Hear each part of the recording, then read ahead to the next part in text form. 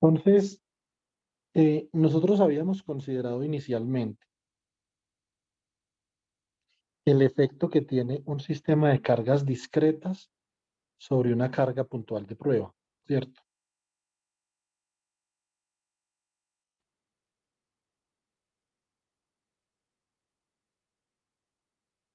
Entonces, por ejemplo, yo puedo ubicar una carga en la posición 0, A y una carga en la posición 0, -A del mismo valor y verificar cuál es el efecto que tienen esas cargas sobre una carga puntual de prueba que coloco en un punto fijo sobre el eje X. Lo que yo quisiera saber es qué le sucede a esta carga en azul debido a la presencia de estas cargas de acá en rojo, ¿cierto?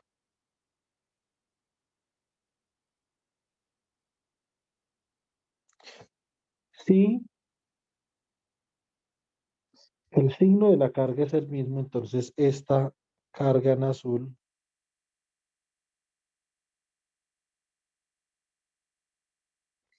va a experimentar una fuerza de repulsión que debido a la simetría, cuando la sumamos, obtenemos una fuerza resultante a lo largo del eje X.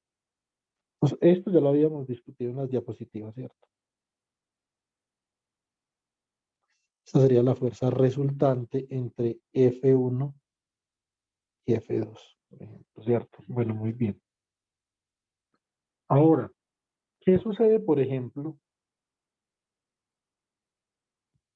en el caso particular en el que yo comience a ubicar más cargas eléctricas a lo largo del eje Y?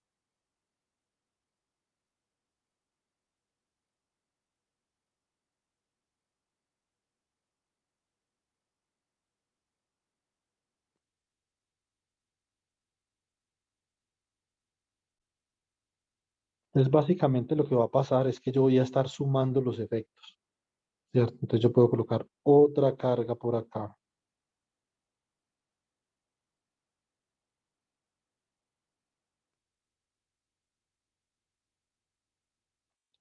otra carga por acá.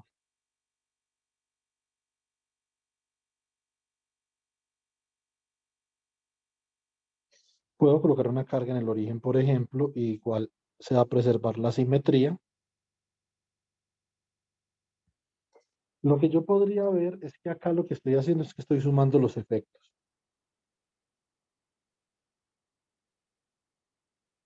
Voy a estar sumando una cantidad de fuerzas por superposición que van a producir cada una de las cargas.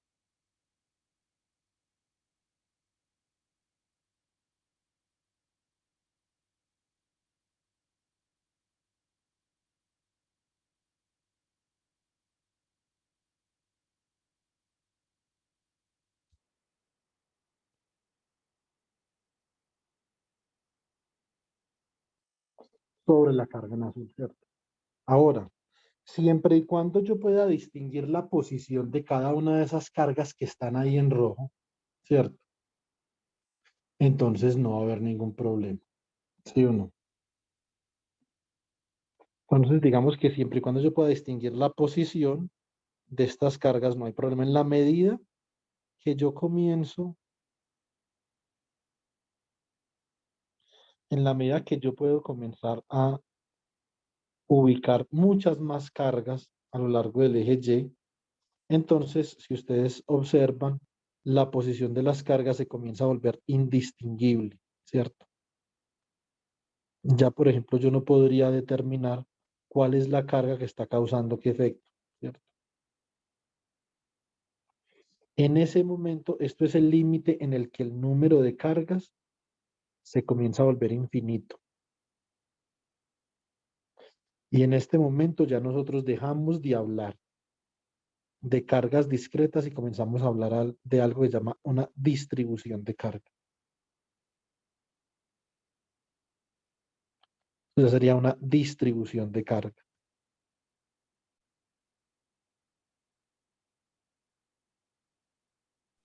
Y esto es lo Profe, qué característico. pena. Dime. Lo que pasa es que se me cortó internet y no alcancé a oír. ¿Cuándo es que se denomina como distribución de cargas? Cuando ya nosotros no podemos distinguir entre la posición de las cargas. Porque para yo poder aplicar la ley de Coulomb, debería de poder distinguir la posición de las cargas. ¿Sí me explico?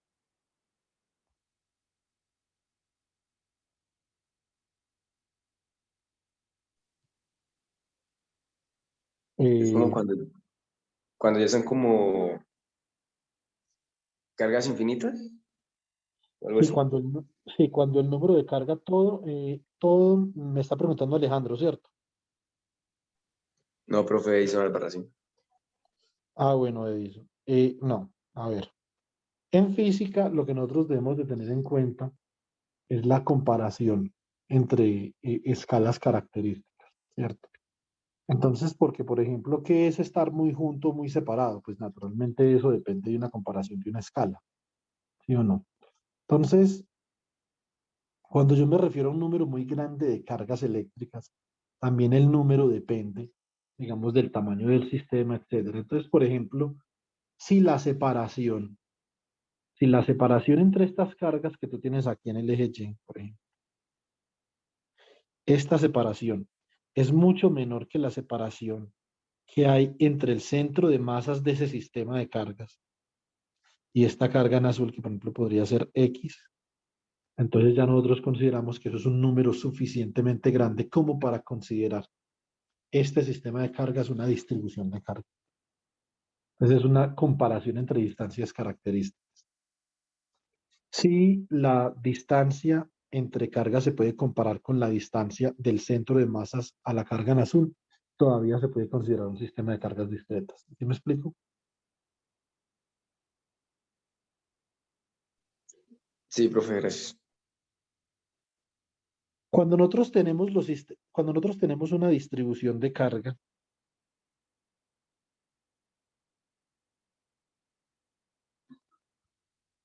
ups,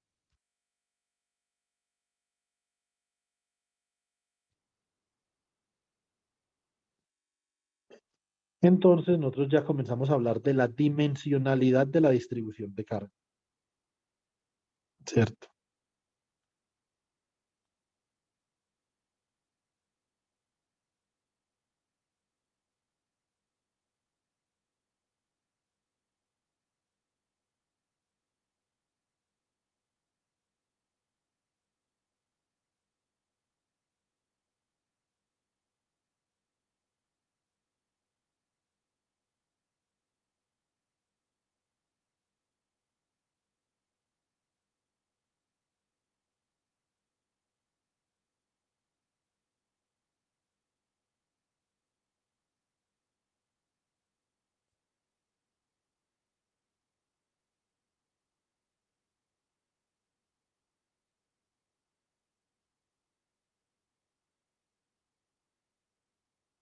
Entonces, esta distribución de carga que yo tengo acá, yo la voy a considerar como en una dimensión porque es su longitud la que es relevante para evaluar el efecto que hay sobre esta carga puntual en azul acá.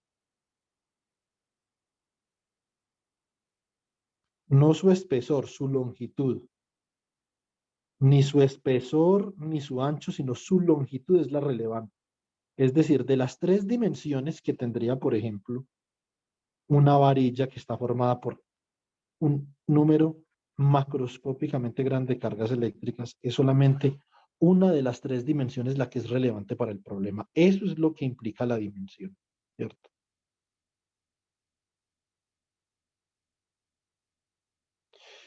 Lo que implica la dimensión es cuántas de las tres dimensiones son relevantes. Si dos son relevantes y una no es relevante, entonces básicamente estamos hablando de una dimensión. Si dos son relevantes y una no, entonces estamos hablando de dos dimensiones. Y si las tres dimensiones son relevantes para el problema, entonces estamos hablando de tres dimensiones ahora.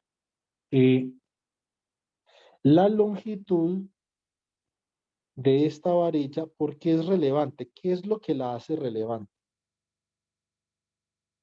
Lo que la hace relevante es básicamente que esta longitud de esta varilla, si yo defino su longitud como 2A, por ejemplo,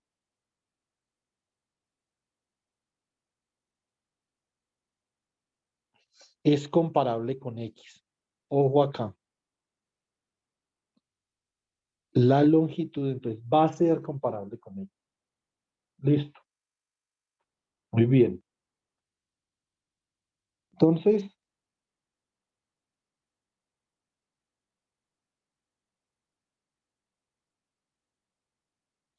vamos a pensar, por ejemplo, en este sistema como si yo estuviera viendo este sistema de frente, ¿cierto? Como si esto fuera una varilla, ¿cierto? Entonces yo puedo definir afuera como una varillita de carga.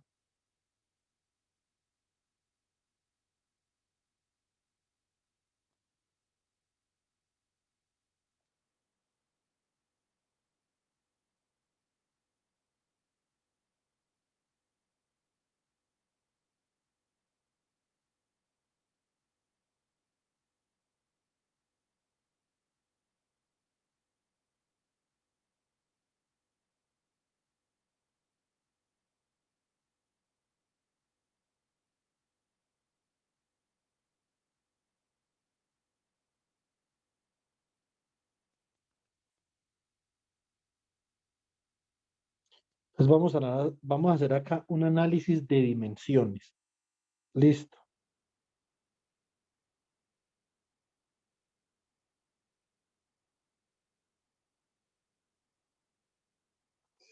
¿Cuándo puedo considerar yo esta varilla un sistema en una dimensión? Entonces, esa es la pregunta importante. Y nosotros acabamos de responder esa pregunta. Depende de qué tan relevantes sean las otras dos dimensiones. Entonces, si las otras dos dimensiones son relativamente pequeñas, pues entonces naturalmente va a ser un sistema en una dimensión, porque solamente una de las tres dimensiones es relevante.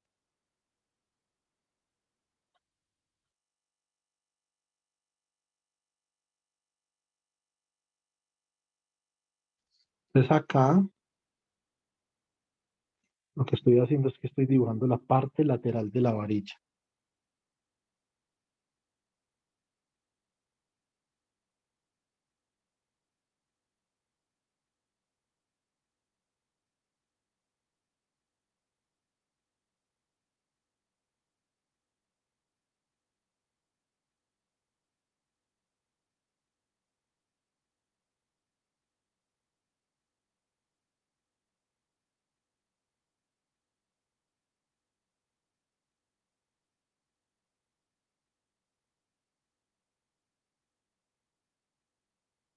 Profe, una pregunta que no me quedó clara ahorita. Cuando usted dijo Dime.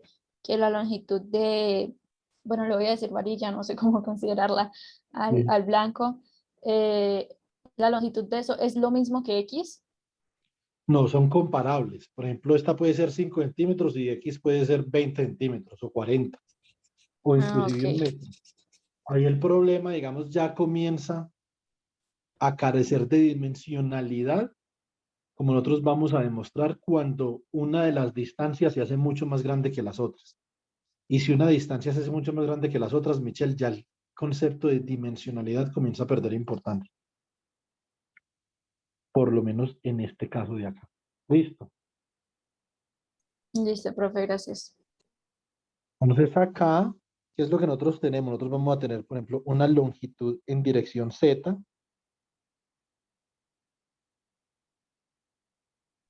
Profesor, perdón, lo interrumpo, pero si puede hacer el favor de aceptar unos compañeros que están en espera.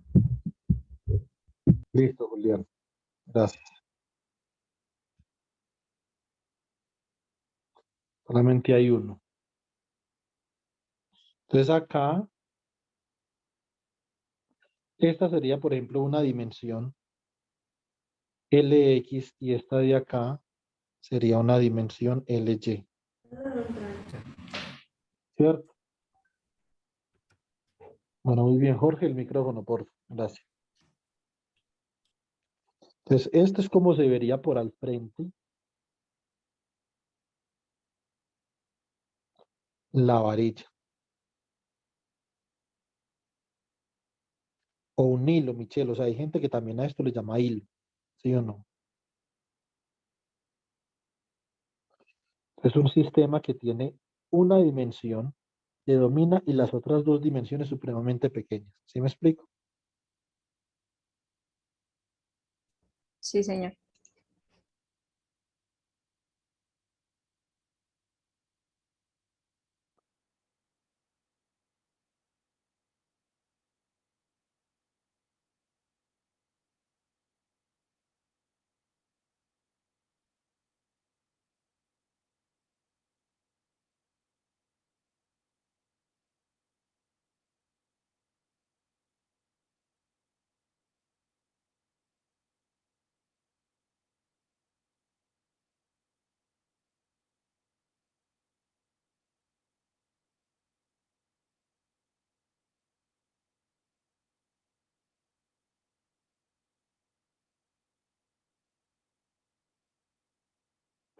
Es así es como se va a ver la varilla por al frente. Está haciendo el esfuerzo de dibujar las caras en diferente color para que podamos ver con claridad las dimensiones. Listo.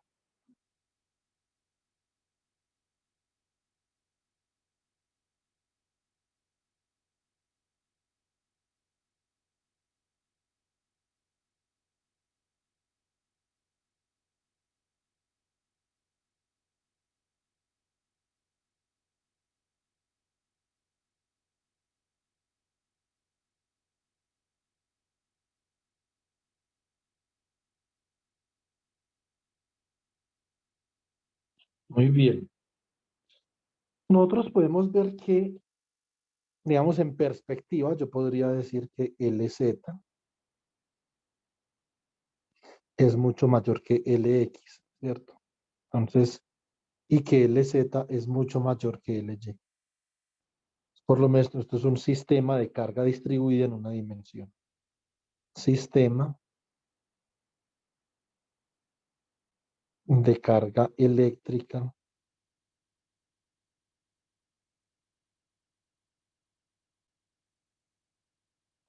distribuida en una dimensión.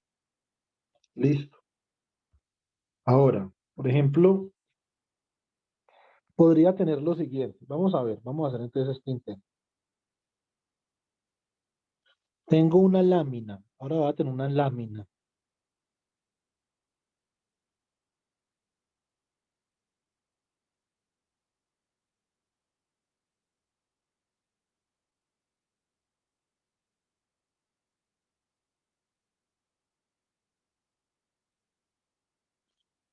Hacer como algo así. Listo. Y esta lámina va a tener un espesor. Este va a ser el espesor de la lámina.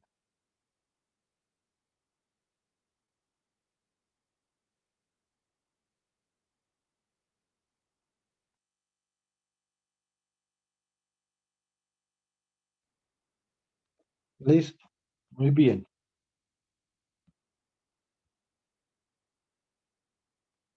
Vamos a pintar acá solamente el espesor de la lámina.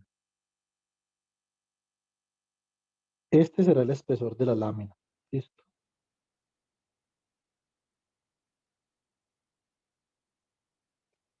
Y vamos a pensar en la dimensionalidad de esta distribución de carga.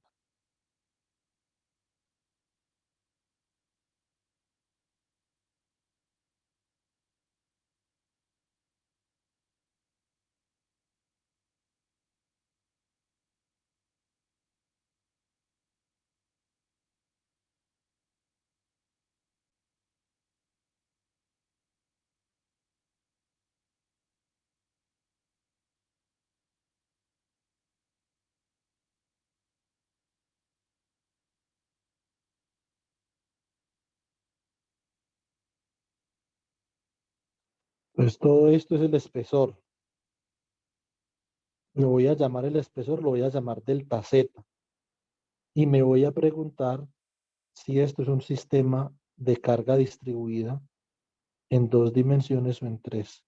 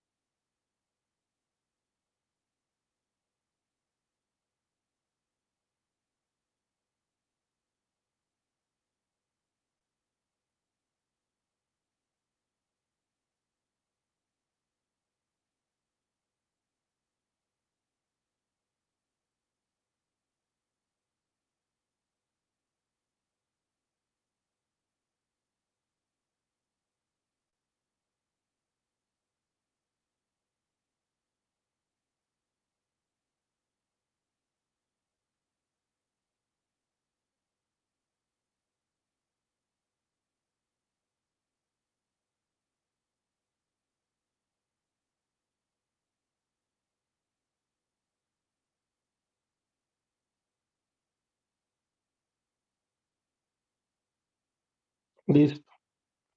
Este sería el espesor. Vamos a llamar este espesor acá delta Z. Esta dimensión de acá, llamémosle por ejemplo L.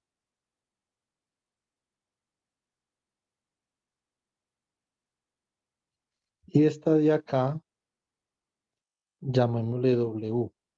Les voy a hacer una pregunta. ¿Este sistema es un sistema de carga distribuida en una dimensión o en dos? ¿O en tres? En una. ¿Por qué? Interés, profe.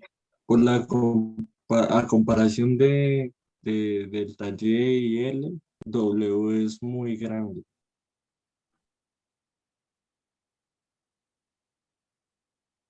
Yo digo que en dos, profe, ¿Por qué? Serían dos, profe. porque L y W pues son casi del mismo tamaño y delta Ah, no, de, sí. de Z no se tomaría en cuenta porque su tamaño es muy pequeño. Exactamente. Muy bien, Michelle. Excelente. Entonces, ese es un análisis adecuado, ¿cierto? Entonces, pues dos dimensiones.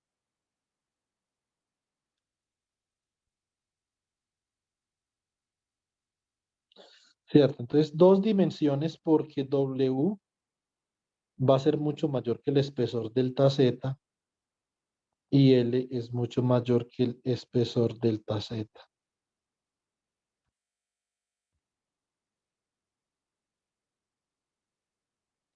Listo, dos dimensiones. Ya después podemos hablar de los sistemas de carga en tres dimensiones, ¿cierto? Todavía no. Entonces, pero después vamos a hablar de los sistemas de carga en dos dimensiones y vamos a comenzar entonces a eh, esquematizar el cálculo de la fuerza que produce ya no un sistema de carga, sino la fuerza que produce una distribución de carga, ¿cierto? Bueno, muy bien. Entonces, fuerza electrostática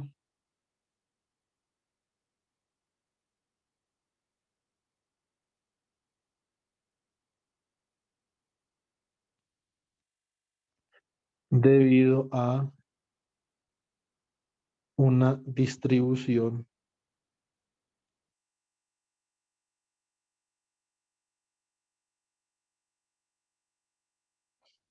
de carga en una dimensión.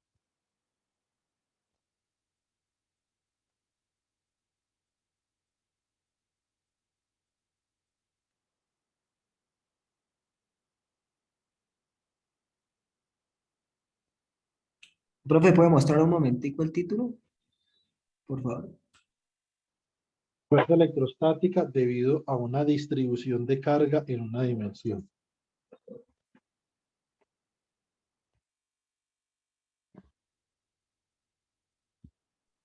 ¿Me puede mostrar un poquito más arriba para ver lo de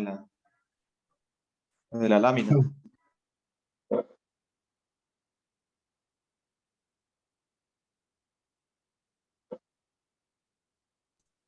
Y un poquito más Listo, profe. arriba a ver lo del otro, profe, porfa.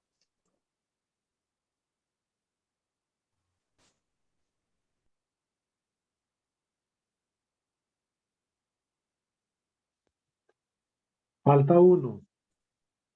Gracias, profe. Falta uno que diga y un poquito más arriba para ver esta vaina. O sea, la suba del todo. ¿Sí o no? Ya ahí no puedo subir más, chicos. Hasta ahí da la hoja.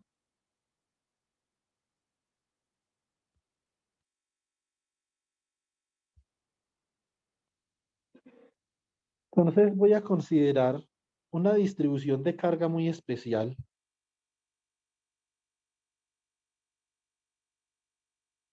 que es un sistema en una dimensión, es una varilla o un hilo de carga eléctrica, ¿cierto?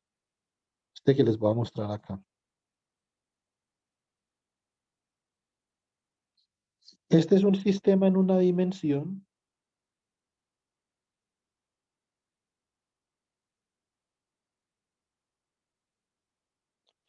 debido principalmente a que es una sola dimensión la que es relevante para determinar el efecto que tiene esta distribución de carga sobre una carga puntual de prueba, ¿cierto? Cuando nosotros hablamos de la relevancia de las dimensiones, tenemos que saber cómo evaluar la relevancia en el problema físico, ¿cierto? Eso es importante, porque no todas las dimensiones, por pequeñas que sean, van a ser despreciables. Hay dimensiones que realmente no son despreciables, así sean muy pequeñas, porque curiosamente en esa dirección de la dimensión, eso va a tener un efecto más importante sobre algún fenómeno que nosotros estemos estudiando. Entonces tenemos que saber exactamente qué fenómeno estamos estudiando para nosotros poder descartar por relevancia una dimensión.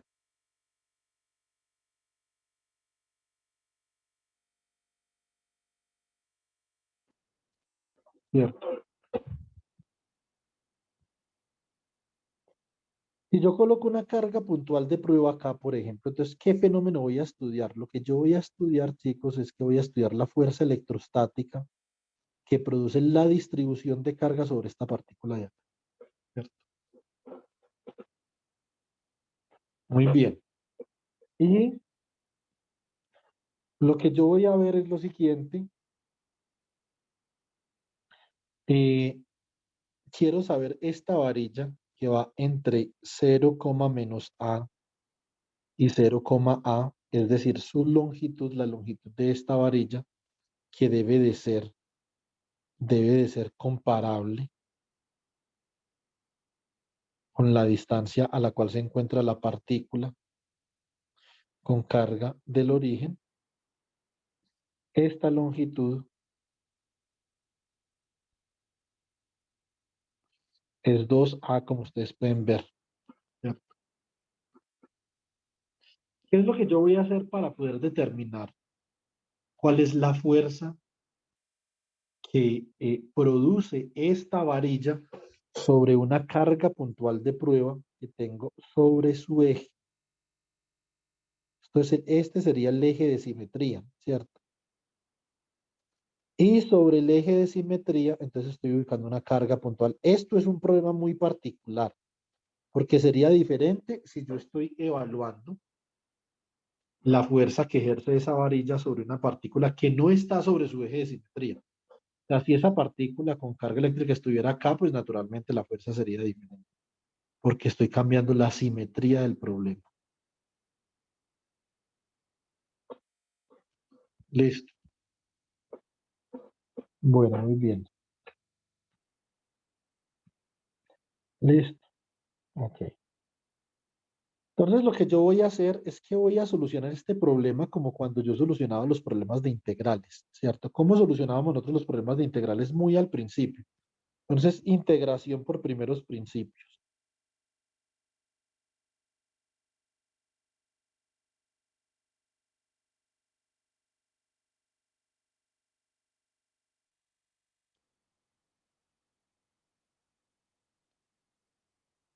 ¿Cierto? Bueno, muy bien. Entonces, la integración por primeros principios es básicamente lo siguiente. El cálculo, como les estaba explicando hoy en el taller, el cálculo es la rama de las matemáticas que estudia el cambio. Y la integral básicamente es una operación que describe el área bajo una curva en términos de incrementos, y los incrementos se relacionan al cambio. ¿Cierto? Bueno, muy bien. Supongamos que esta es una curva f de x. Listo.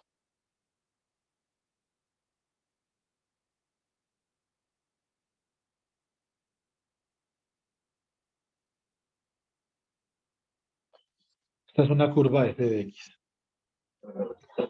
Yo hago la línea continua.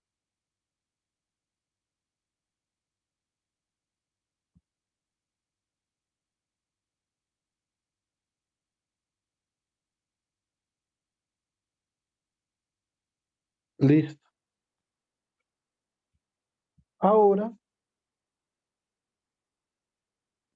lo que yo voy a hacer es que yo quiero saber cuánto vale el área entre x igual a y x igual a menos a. Perdón, y X igual a B.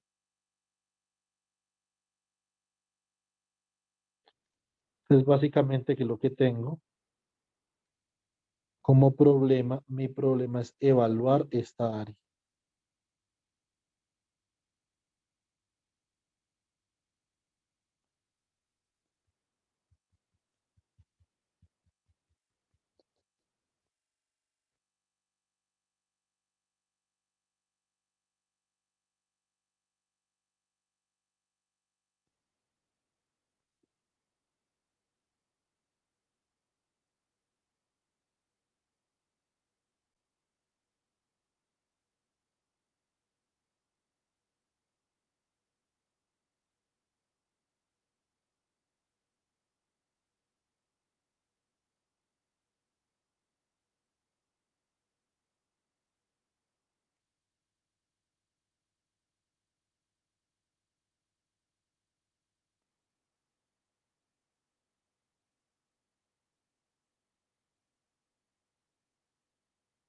Listo.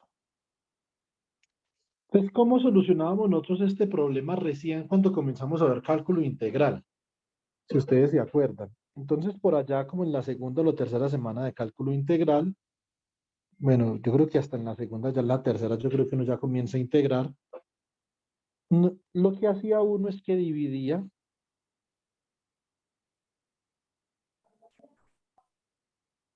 esta área en rectangulitos.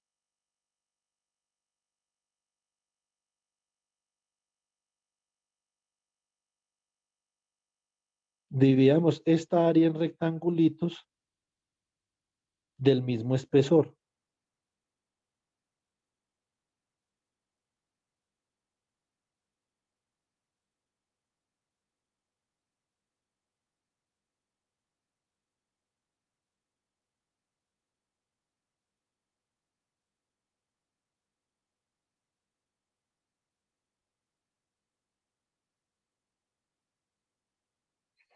Y calculábamos el área sumando el área de estos rectangulitos. Entonces, por ejemplo, este rectangulito tiene un espesor de delta X, ¿cierto? Por acá podríamos tener, por ejemplo, otro rectangulito de un espesor delta X.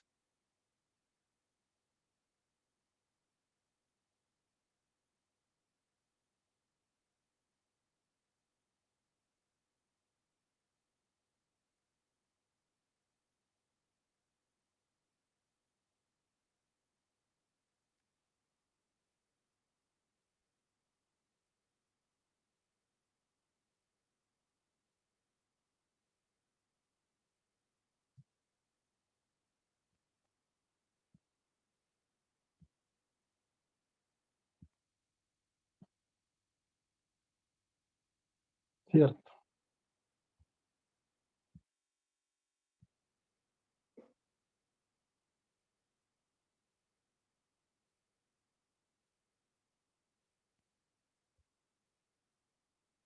Bueno, muy bien. Por acá, al lado, por ejemplo, podemos pintar otro rectangulito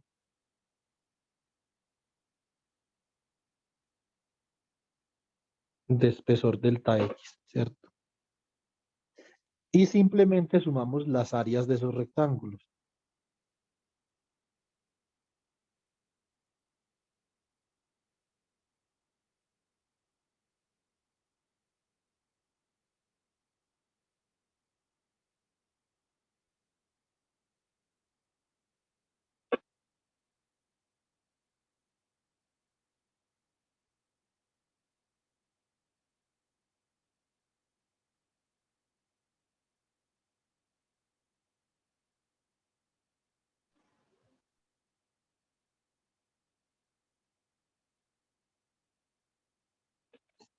¿Cierto? Entonces, para yo poder sumar las áreas de estos rectángulos, tengo que saber cuál es la altura del rectángulo, ¿cierto? Entonces, por ejemplo, yo puedo coger como la altura del rectángulo, el punto donde el rectángulo toca la curva, ¿cierto? Entonces, bueno, realmente este rectangulito que yo hice acá me debió haber quedado un poco diferente, porque él tiene que tocar la curva acá por el lado izquierdo.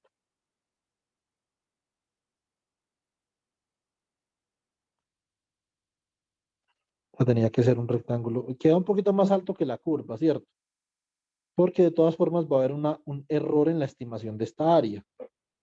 Pues en ese tiempo no conocíamos de integrales, entonces esta era la forma como se planteó inicialmente calcular la integral. Entonces, este puntico de acá, por ejemplo, supongamos que este punto de acá es xm menos 1. O sea que este puntico de acá va a ser xm. Este de acá es xm más 1. Entonces, son puntos vecinos, ¿cierto? Este punto de acá sería entonces xm más 2. Sabiendo la coordenada en x, entonces yo puedo evaluar la altura del rectángulo, ¿cierto? Entonces, ¿cómo hago eso?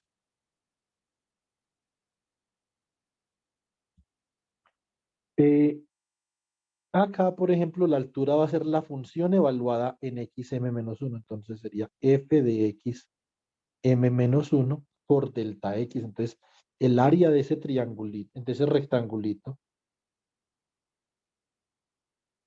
el área del rectangulito ahí que pinté en este color,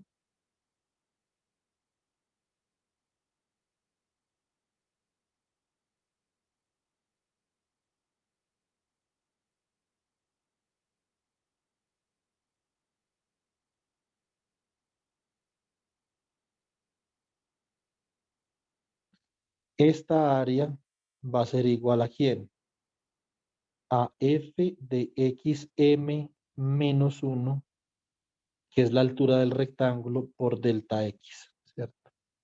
Puedo hacer lo propio, por ejemplo, para el amarillito. Al amarillito, entonces yo, por ejemplo, lo puedo pegar por acá y me queda área del amarillito. ¿Cuál es la altura del amarillito? Bueno, pues la altura del amarillito básicamente sería, por ejemplo, f de xm más 1, ¿cierto? Y la voy a multiplicar por delta x, ¿sí o no?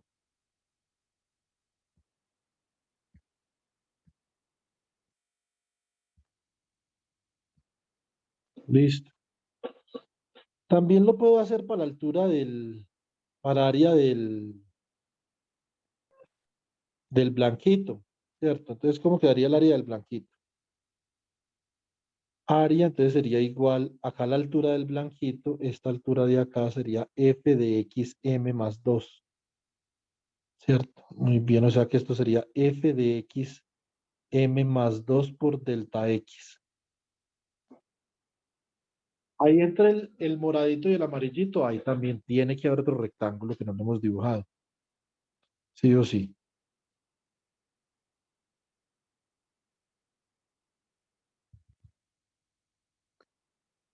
Del mismo espesor. Todos son del mismo espesor, delta x.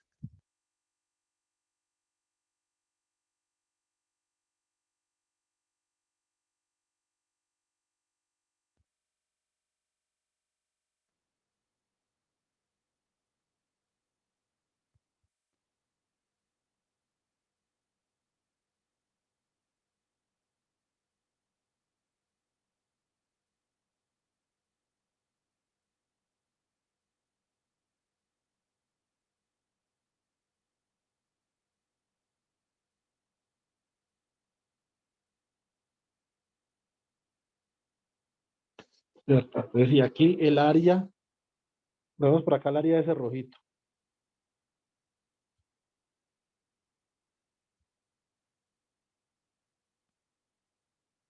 Área, entonces la altura de este acá es f de xm, ¿cierto? Sería f de xm por delta x. ¿Qué es la integral? La integral simplemente es la suma del área de todos estos rectangulitos, ¿cierto? Entonces, ¿qué tenemos nosotros ahí? La integral, o sea, el área total bajo la curva, que es la integral entre x igual a A y x igual a B, de f de x por diferencial de x. Entonces, ¿qué sería? Sería la suma desde m igual a 0 hasta n, o por lo menos aproximadamente igual, porque esto es una aproximación. Ya vamos a ver cuándo esto es exacto. De f de x m por delta x, ¿cierto? Listo. Ahora, ¿cuándo esto sería exacto?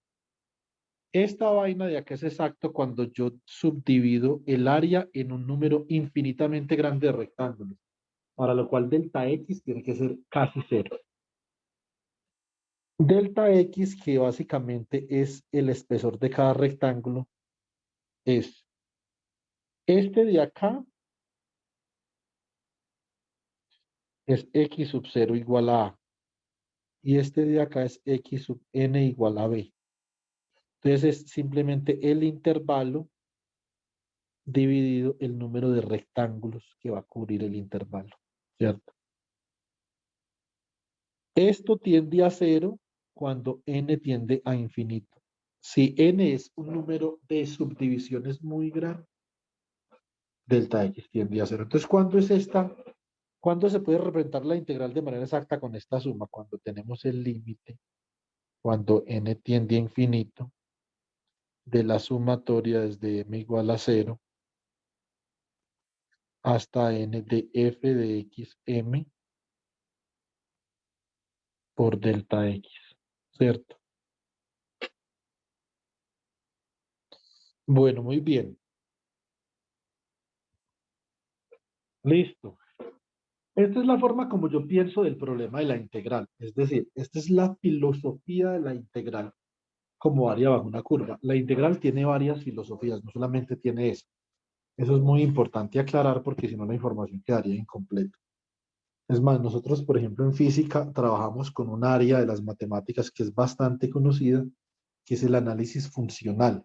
Y la integral también tiene una interpretación diferente como funcional, ¿cierto? Entonces, tiene varias interpretaciones la integral, ¿sí o no? Bueno, muy bien. ¿En qué se parece este problema de la integral a este problema de la varilla de carga? Pues esa es una tarea que debemos de hacer y en la que debemos de pensar, ¿cierto? Muy bien. Básicamente se parecen lo siguiente. Nosotros sabemos que la ley de Coulomb dice que la fuerza entre dos cargas que una carga eléctrica ejerce sobre la otra es 1 sobre 4 pi epsilon sub 0 por la carga 1 por la carga 2 sobre la distancia al cuadrado. Pero entonces, ¿cómo hacemos nosotros si ya no es una carga, sino que son muchas cargas distribuidas de cierta manera las que están ejerciendo alguna fuerza sobre esa carga ahí? Básicamente lo que nosotros hacemos es dividir en segmentos muy pequeños la varilla.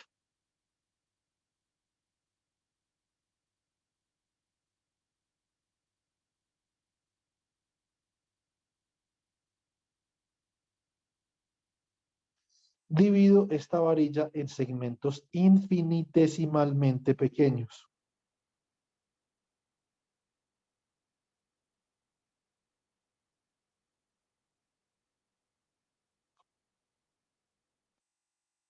Listo.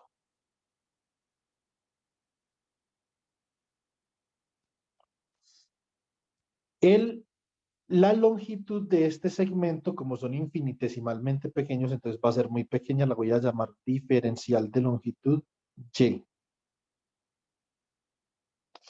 Y por definición, entonces lo que yo puedo decir es que la distancia que hay del origen hasta el lugar donde yo escojo ese diferencial es simplemente y.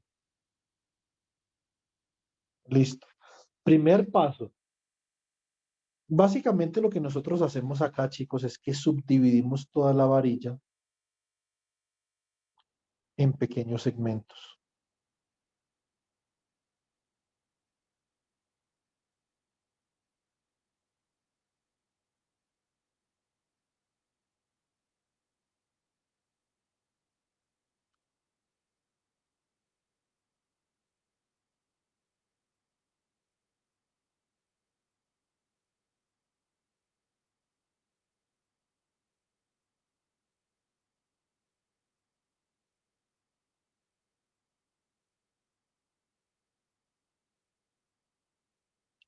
Listo.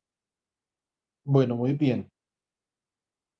Y vamos a calcular el efecto que tiene cada segmento sobre esta carga puntual que por definición, la carga puntual que nosotros utilizamos para evaluar el efecto siempre es positivo.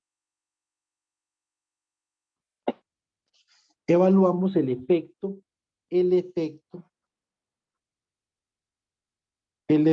de la distribución de carga sobre esa carga puntual, evaluando el efecto de cada uno de los segmentos de carga por separado.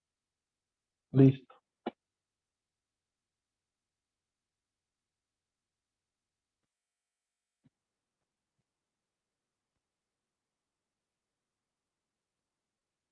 Entonces, bueno, entonces acá teníamos la carga más Q y lo que voy a hacer ahora es que voy a decir, si yo subdivido la varilla en unos intervalos supremamente pequeños, infinitesimalmente pequeños, por lo tanto, si toda la varilla tiene una carga total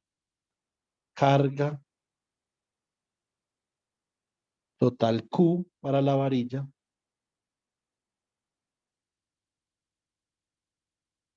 entonces este segmento simplemente tiene un diferencial de Q. Y así la carga se distribuye a lo largo de toda esta geometría.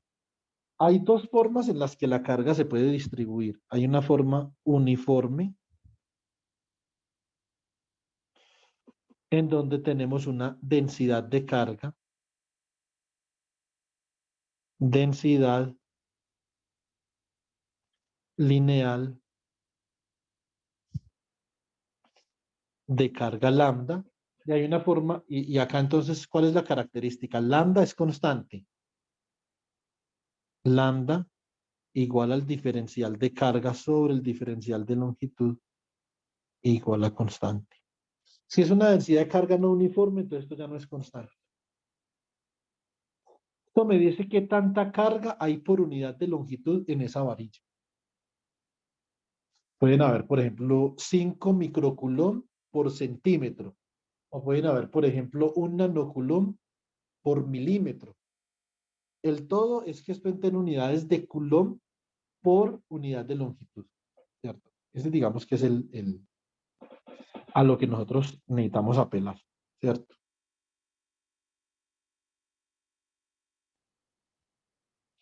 Muy bien. Profe, ¿eso es una Ahora, Q o una G?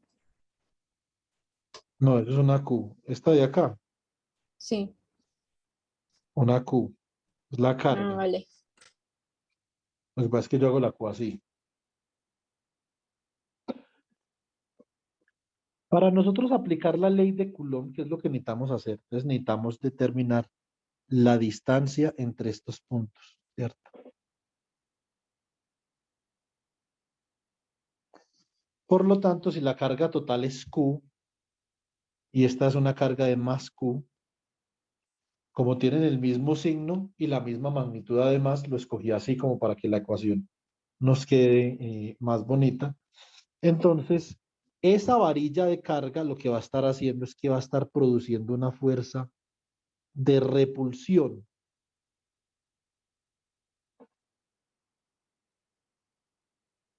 sobre esa carga puntual. Entonces, ¿cuál es el efecto que va a sentir la carga puntual? El efecto que va a sentir la carga puntual es una fuerza de repulsión, ¿cierto? Ahora, yo quiero saber cuál es el efecto de toda la varilla, no solamente de ese rectangulito. Entonces, lo que yo voy a hacer es que voy a dividir esta varilla en puros rectangulitos y voy a sumar los efectos. Exactamente lo que dice acá. Dividí el área en rectangulitos y sumo los efectos. Entonces, de alguna forma, lo que va a salir de acá de este proceso para calcular la fuerza eléctrica va a ser ¿qué? ¿Quién me puede decir?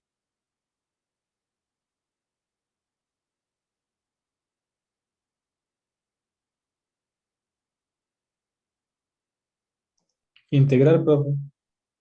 Exactamente, Giancarlos. Va a salir una integral de acá. Ahora, si la carga que está produciendo el efecto es muy pequeña, por lo tanto la fuerza también, o sea que esto sería un diferencial de fuerza. ¿Cierto? Y ese diferencial de fuerza va a tener, obviamente, su componente en X Entonces va a tener acá un diferencial de fuerza en X y va a tener su componente en Y. Un diferencial de fuerza en Y. Listo. Muy bien. Ahora, para yo poder descomponer las fuerzas en X y en Y, yo necesito hacer uso, por ejemplo, de un ángulo. Entonces voy a definir acá este ángulo teta y por opuestos por el vértice, este ángulo de acá también es teta, ¿cierto? Por lo tanto, entonces descomposición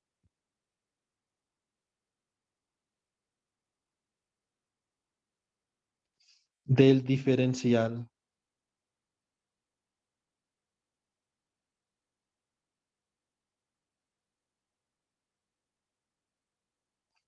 de fuerza, ¿cierto?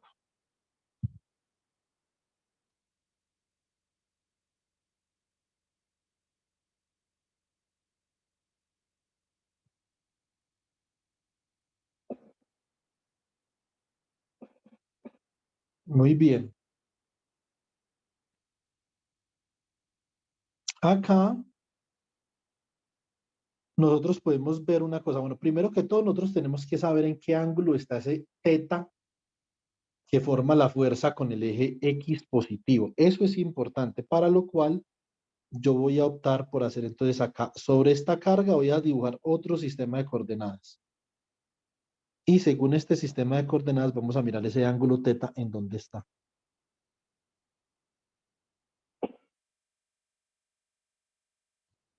Muy bien.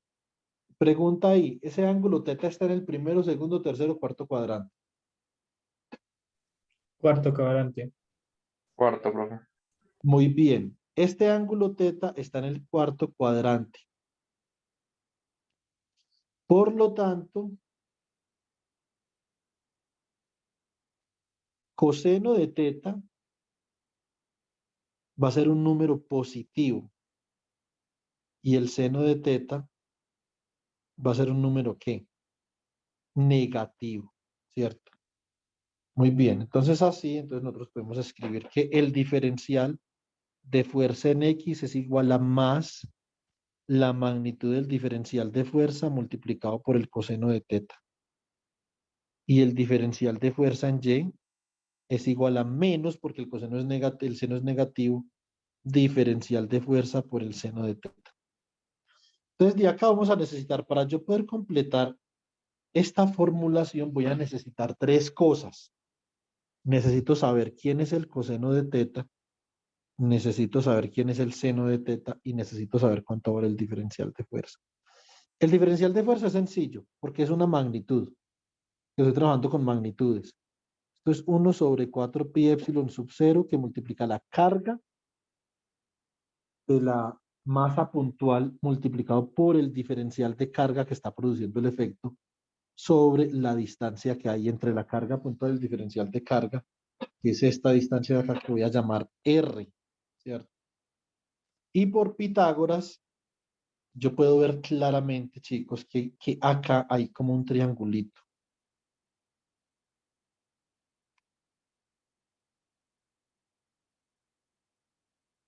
Acá habría un triangulito. Listo, por lo tanto, R al cuadrado ha de ser igual a X al cuadrado más Y al cuadrado.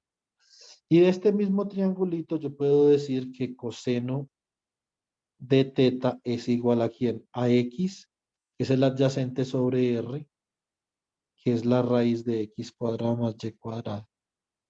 Y que seno de teta es el opuesto, que sería Y sobre la raíz de X cuadrado más Y cuadrado. Entonces ya tengo lo que necesito. Entonces acá voy a colocar coseno de teta. Sería la magnitud del coseno y del seno porque el signo ya lo puse acá. Sobre la raíz de X cuadrado más Y al cuadrado.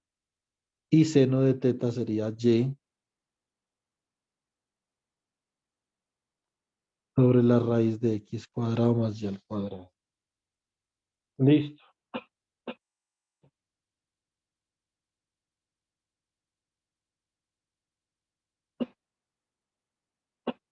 Bueno, muy bien. Ok.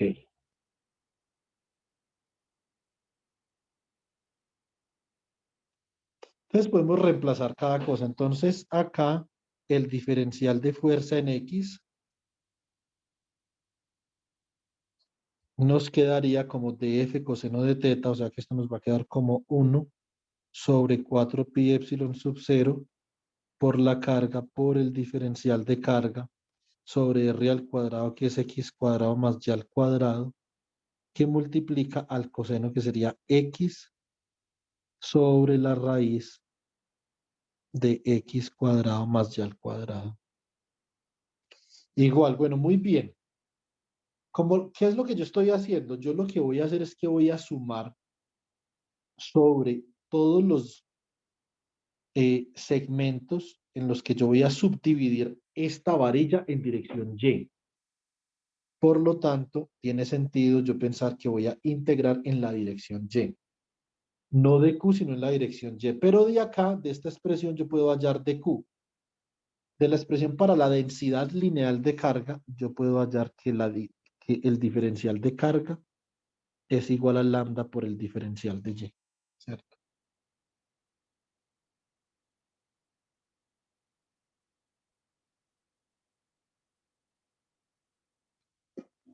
¿Ok?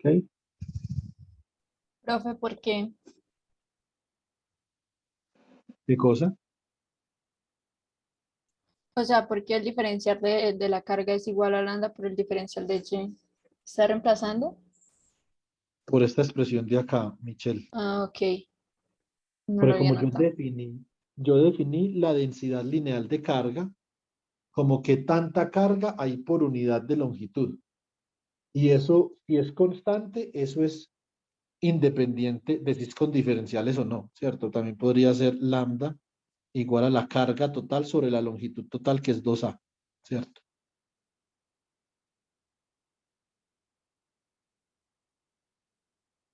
Eso también es cierto, ¿sí o no? ¿Sí me explico, Michelle? Sí, profe. La densidad de algo es la cantidad de algo dividido su longitud, dividido su área, ¿cierto? Entonces, dividido su volumen. Por ejemplo, ¿cuánta gente hay en Colombia?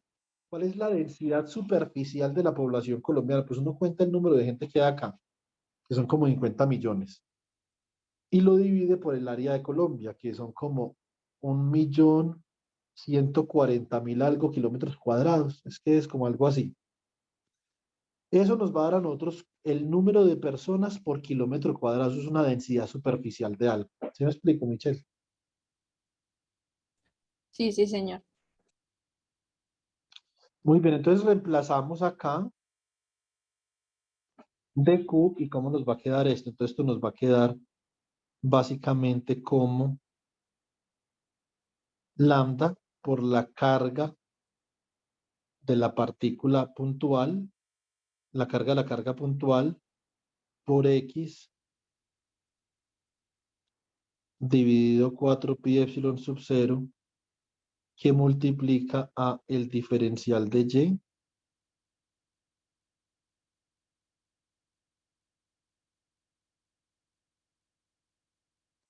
sobre, esto es como si fuera, por ejemplo, z, y esto como si fuera z a la 1 medio. Se suman los exponentes, o sea, queda z a la 3 medios, ¿sí o no?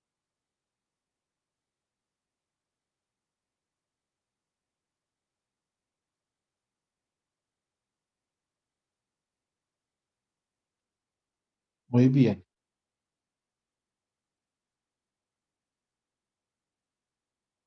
Ahora, ¿cómo hallo yo? ¿Cómo hago para determinar? Yo tengo acá el diferencial de fuerza en X, pues yo no quiero eso.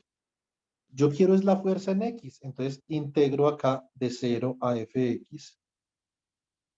Y acá integro entre y igual a algo y y igual a algo. Uno de los problemas fundamentales cuando yo voy a aplicar los problemas matemáticos con integración al electromagnetismo es determinar, saber conocer los límites de integración. Miramos la varilla. ¿Desde dónde hasta dónde creen ustedes que hay que integrar acá? De menos A a A. Muy bien, Giancarlo. De menos A a A. ¿Usted con quién vio electro la primera vez, Giancarlos? No, profe, la primera vez que veo electro. Ah, bueno, entonces usted es un teso, hermano, yo.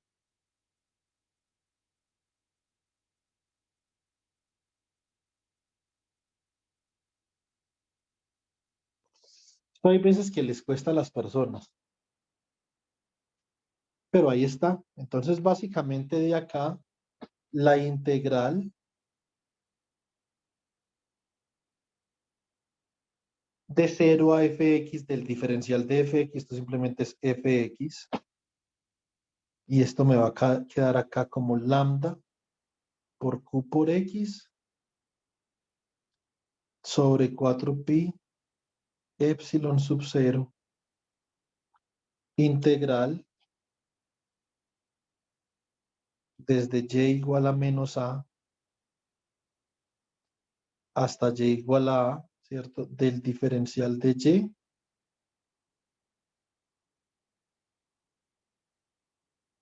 sobre x cuadrado más y cuadrado a la 3 media. ¿Cierto? Listo. Muy bien. Entonces, esta sería la primera expresión que yo tengo que evaluar. Esta expresión, cuando yo tengo entonces ya una densidad de carga, entonces me va a quedar, esta expresión de acá, me va a quedar en términos de una integral, ¿cierto? Dentro del curso de electromagnetismo, esto que estoy haciendo acá es relativamente nuevo.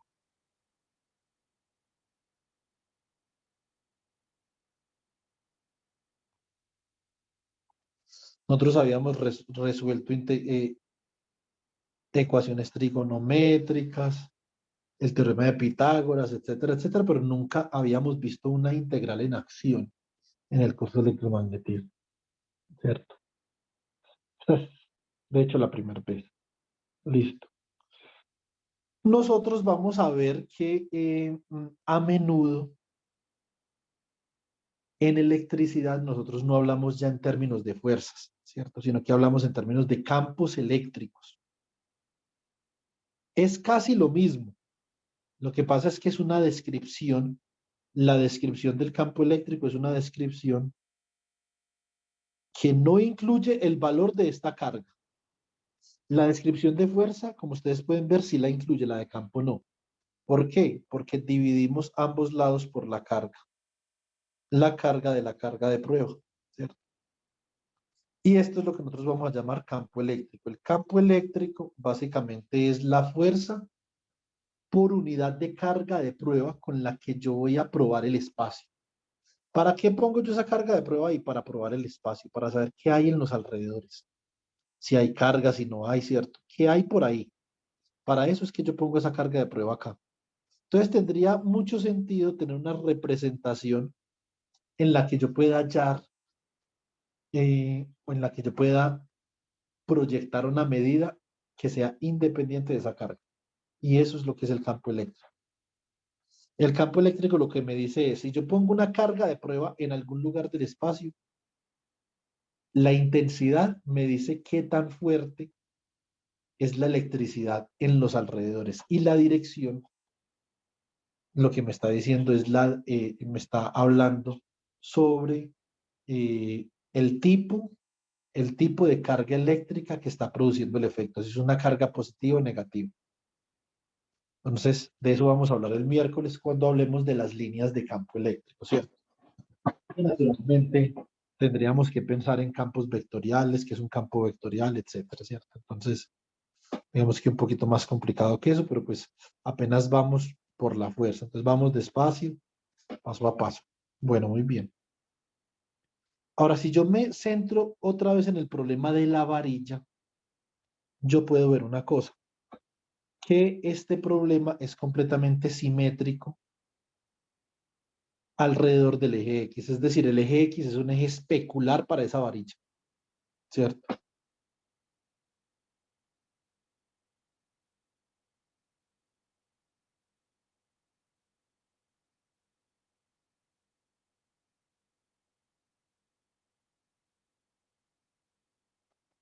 Listo. Entonces, si yo, por ejemplo, simétricamente escojo otro diferencial de y miro qué pasa debido a la simetría de este problema, me voy a dar cuenta que si simétricamente escojo otro diferencial de se va a generar una fuerza en contraria o un diferencial de fuerza en contraria a la original y se van a cancelar de manera especular.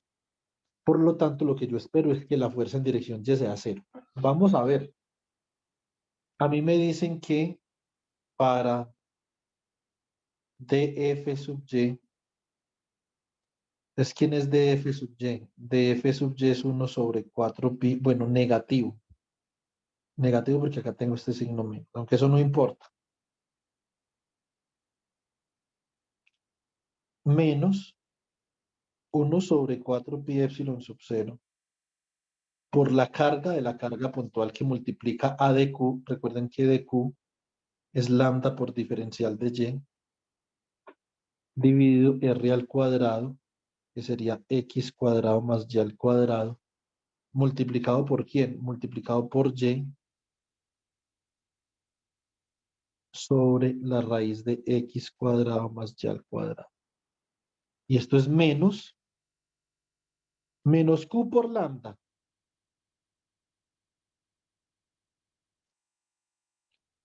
Sobre 4pi epsilon sub 0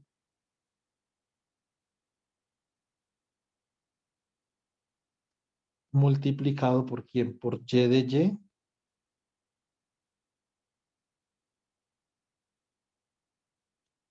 dividido entre x cuadrado más y cuadrado a la 3 medios.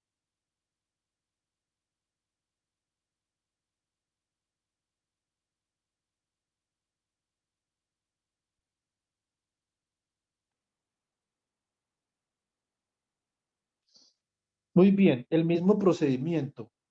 Yo necesito sumar todas las contribuciones de y para poder saber cuál es la fuerza total. Entonces simplemente integro acá entre 0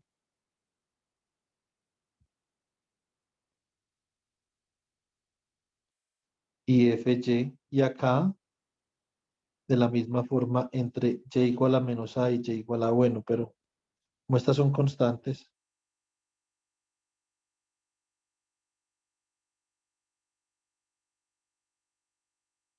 y de acá, entonces yo puedo ver lo siguiente. Yo voy a poder ver que f sub y es igual a menos q por lambda sobre 4pi epsilon sub 0 integral entre menos a y a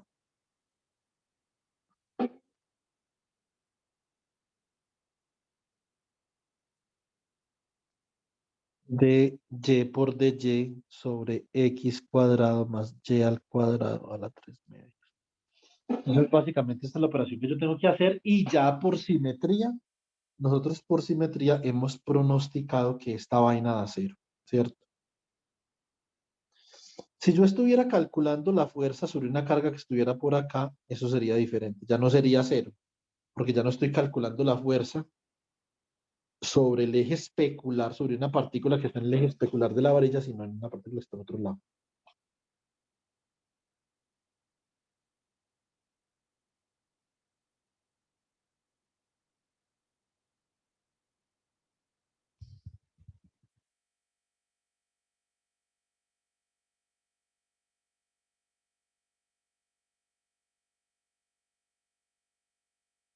Listo.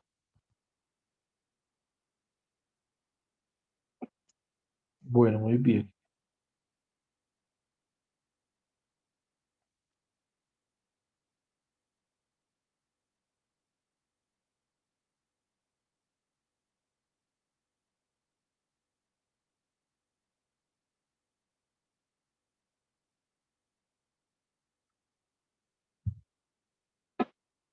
Entonces,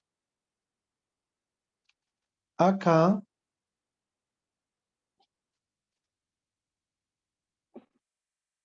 esta fuerza de acá, no sé cómo, pero esa integral tiene que dar 0. Si ustedes ven esta integral hacia la distancia, ustedes pueden determinar que esta integral es 0 o no.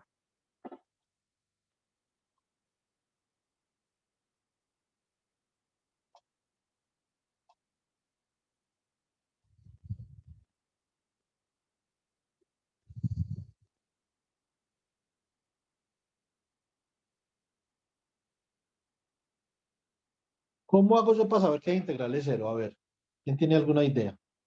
No tengo que mover un dedo para saber que esa integral es 0. Igual la puedo calcular, pero sin calcularla puedo saber que es 0. ¿Por qué? Profe, creo que da cero por lo que está hablando en menos haya. Esa es una razón. Entonces hay una integral entre menos a y a, pero lo de adentro, ¿cómo con lo de adentro sé que es 0? El integrando. ¿Qué tiene el integrando que hace la integral 0?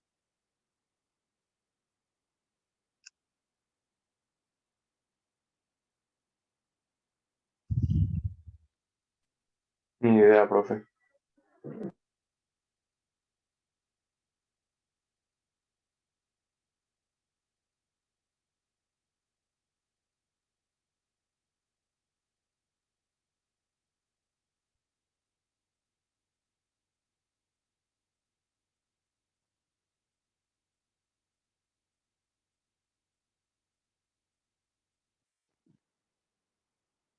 A ver, chicos.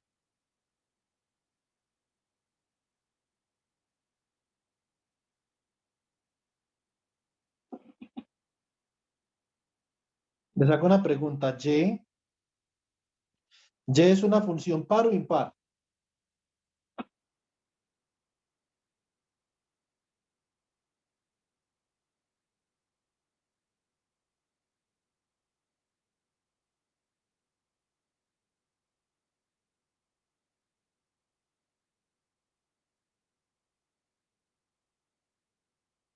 Uy, ¿cómo así?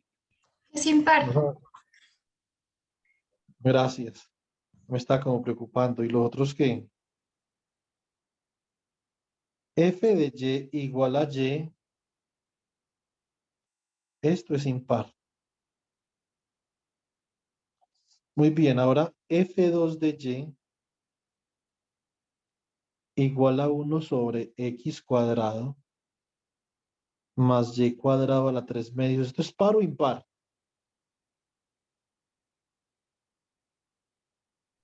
Seguiría siendo impar porque y se le reemplazaría como un número impar, ¿o no? ¿Por qué? Porque lleva el día 1. ¿Quién dijo que yo valdría 1? Yo. No, no, no. Pero eso no es lo que es. El concepto de paridad e imparidad es diferente, ¿cierto? Vamos a tener que hacer eso en el taller. El concepto de paridad y de imparidad es ligeramente diferente y veo que las personas de los dos grupos tienen una confusión ahí. Entonces, esta es una función par. ¿Cuál es la definición de impar? Entonces, f de x es igual a menos f de menos x. Esto es una función impar.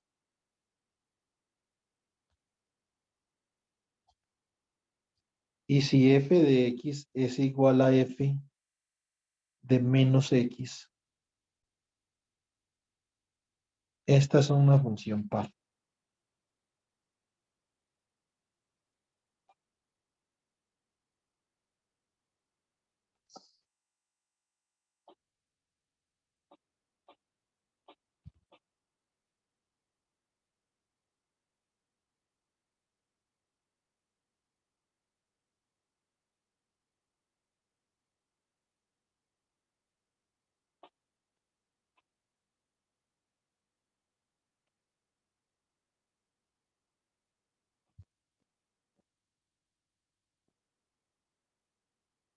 Listo.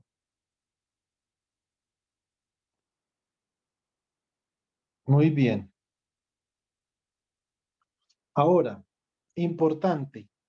La integral, esto yo lo tengo en los videos que les pasé para que se vieran y estoy viendo que no se nos han visto, ¿cierto?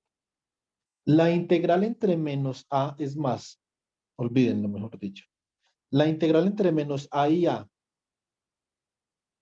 de una función par de x por dx es igual a 2 veces la integral de 0 a de f par de x. Estas son propiedades de simetría de las integrales y están relacionadas. En el contexto del electromagnetismo se relacionan con las propiedades de simetría geométrica del sistema físico, como este que tiene un eje ¿Profe? especular, ¿cierto? Sí, dime. Eso, que para interrumpirlo, profe, lo que pasa es que tengo quiz de programación ahorita a las 4 en la universidad. Ah, bueno, pues los que tengan que retirar antes de que se acabe la clase no hay problema. Listo, gracias, profe. Bueno, muy bien. Ahora, la integral entre menos a y a de f impar de x por dx es igual a 0. Por eso es que esta integral da 0. Porque esta es una integral, yo estoy integrando el producto de una función impar por una función par. Y el producto de par por impar da 0. Igual, si yo calculo esta integral, entonces evaluamos.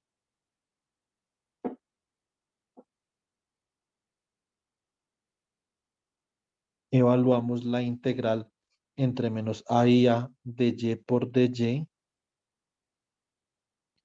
sobre x cuadrado más y al cuadrado a la 3 medios. Esto sale fácil por una sustitución convencional. Hacemos u igual a x cuadrado más y al cuadrado. La derivada de u con respecto a y es igual a 2y por dy, ¿cierto? Y de acá entonces nosotros podemos decir que el diferencial de u sobre 2 es igual a y por el diferencial de y, ¿cierto? Muy bien. Los límites. Cuando hacemos sustitución hay que cambiar los límites. Para y igual a menos a, u es igual a x cuadrado más menos a al cuadrado, o sea, x cuadrado más al cuadrado. Para y igual a, u es igual a x cuadrado más al cuadrado. ¿Cierto? Entonces, ¿qué queda acá? Me queda que la integral entre menos a y a de y por dy sobre x cuadrado más y al cuadrado a la 3 medios. Reemplazando los límites, esto me queda como un medio. La integral, los límites son igualitos. X cuadrado más a cuadrado, x cuadrado más a cuadrado, ¿cierto? ¿De quién? Del diferencial de u sobre u a la 3 medios. Como los límites son igualitos, una integral entre, por ejemplo, entre z y z de f de x es 0, si los límites son los mismos, ¿cierto? Entonces, como del proceso de sustitución surge que los límites son iguales, esto da 0. Igual si ustedes evalúan esta integral, ¿cómo quedaría la evaluación de esta integral? Esto es un medio integral desde x cuadrado más a cuadrado, x cuadrado más a cuadrado, u a la menos 3 medios por diferencial de u. Esto es un medio de u a la menos 3 medios más 1 sobre menos 3 medios más 1 evaluado entre los mismos límites.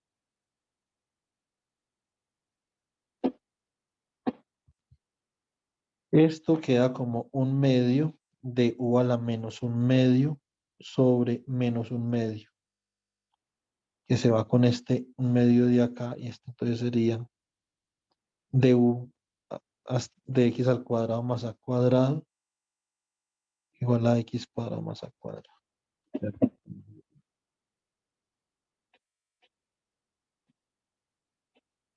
Listo.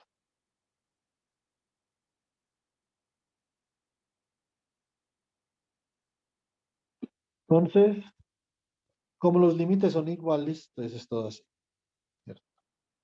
Estamos reemplazando los mismos límites. Muy bien. Entonces, la fuerza de acá, entonces ya podemos verificar que la fuerza en Y es igual a 0, ¿cierto? Y entonces lo más probable es que la fuerza en X no se cancele, ¿cierto? Porque estas dos componentes de la fuerza, debido a la simetría axial de la varilla,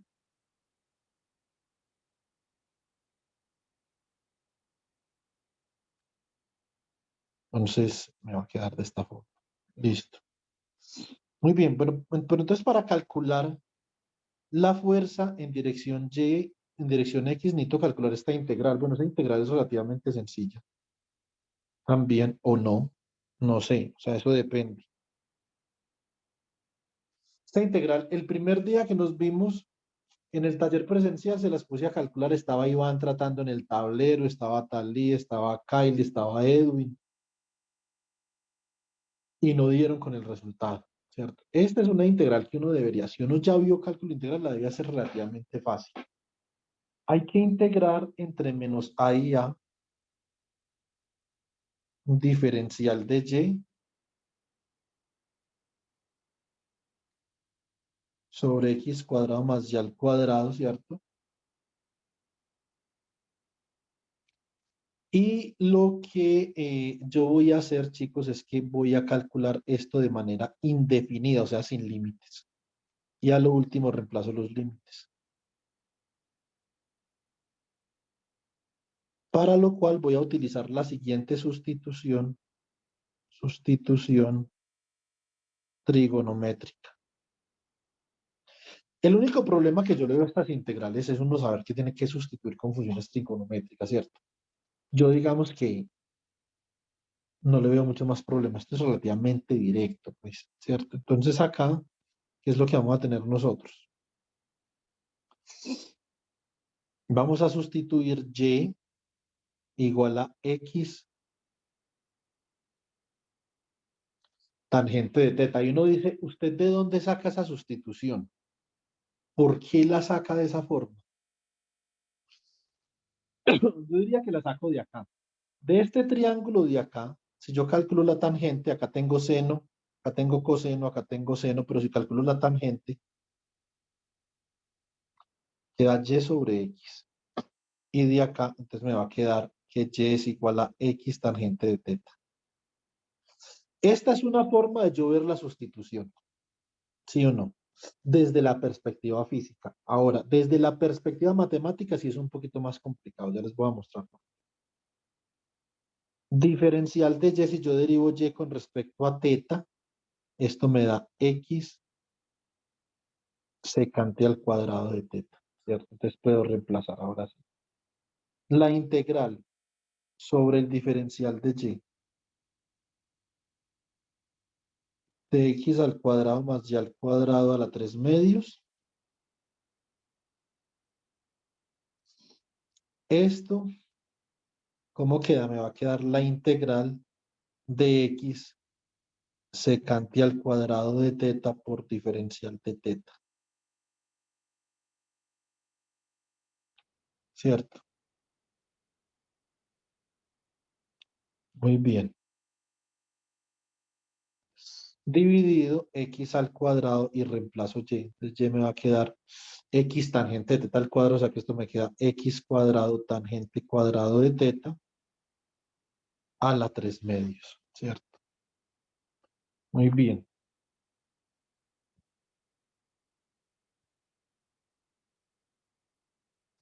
¿Cómo queda esto? Entonces me queda integral de x secante al cuadrado de teta diferencial de teta. Acá factorizo x al cuadrado. Acá puedo factorizar x al cuadrado. Es un factor común. Y me va a quedar 1 más tangente al cuadrado de teta. Y todo esto a la 3 medios. ¿Cierto? Yo digamos, o sea, yo no sé por qué uno ponerse en los zapatos de otra persona es muy difícil. Pero cuando yo vi esto la primera vez, esto me pareció relativamente lógico, ¿cierto? Pero la lógica también depende de la percepción que tenga uno, ¿sí o no? Entonces no sé, eh,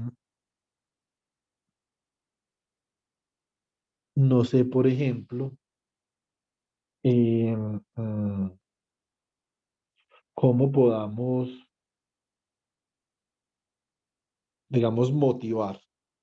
Que esto es relativamente, la palabra no es obvio, la palabra sería intuitivo. Si nosotros pensamos que queremos una sustitución en Y, que en últimas nos produzca una función trigonométrica, ¿cierto? Y nosotros sabemos que 1 más tangente cuadrado de teta es una función trigonométrica. ¿Cuánto es 1 más tangente cuadrado de teta? Secante cuadrado de teta. Exactamente, Luis Miguel. Secante cuadrado de teta.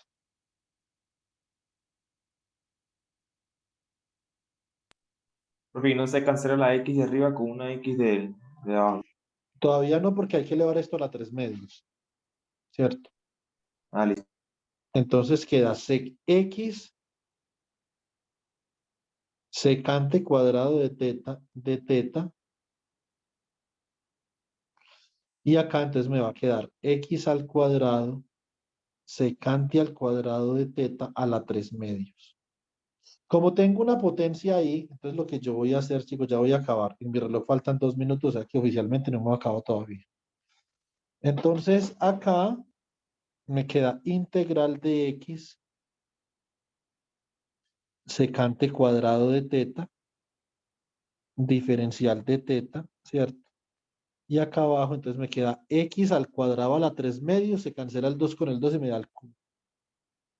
Me queda secante al cubo de teta. Y acá sí, Luis, Miguel, se cancela esta X con este al cubo de acá. O sea que me queda 1 sobre X al cuadrado integral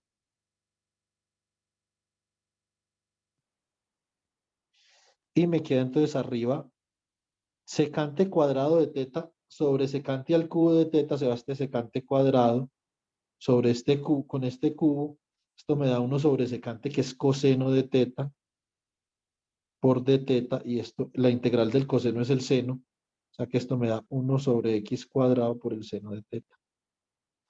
Pero a mí no me sirve esta integral en términos de teta, realmente que no.